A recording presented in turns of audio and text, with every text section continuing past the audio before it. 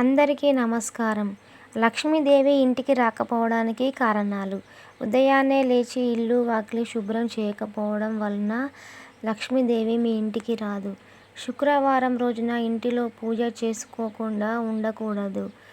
ఎందుకంటే అలా చేస్తే లక్ష్మీదేవి మీ ఇంటికి రాదు.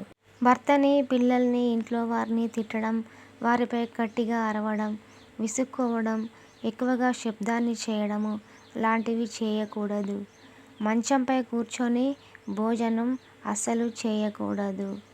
దరిద్రం కలిగించే వస్తువులను ఇంట్లో పెట్టుకోకూడదు. ఇంటికి వచ్చిన బిచ్చగాళ్ళపై అరవడం, వాళ్ళపై కోపడడం వంటివి చేయకూడదు. అలాగే సూర్యుడు అస్తమించిన తర్వాత కూడా ఇంటిని చీకటిగా ఉంచకూడదు. అలాగే తదియనాడు దొండకాయను తినకూడదు. శుభ్రత లేకుండా దేవుడి గదిలోకి వెళ్ళకూడదు. ఉదయాన్నే లేచి ముఖం కడుక్కోకుండా భర్తకు కనిపిస్తే ధన నష్టము జరుగుతుంది. ధనాన్ని ఉత్తరం వైపు ఉన్న గదిలో జాగ్రత్త చేయడం వల్ల కుబేరుని ప్రీతిని పొందగలరు. గుమ్మంపై కూర్చోవడం, అలాగే గుమ్మాన్ని తొక్కడం ఇలాంటివి చేయకూడదు. తడి బట్టలతో భోజనాన్ని చేయడం వల్ల దారిద్ర్యాన్ని తెచ్చిపెడుతుంది. పూజ చేసే వారిని అవమానించకూడదు. ఓం శ్రీ మాత్రే నమః.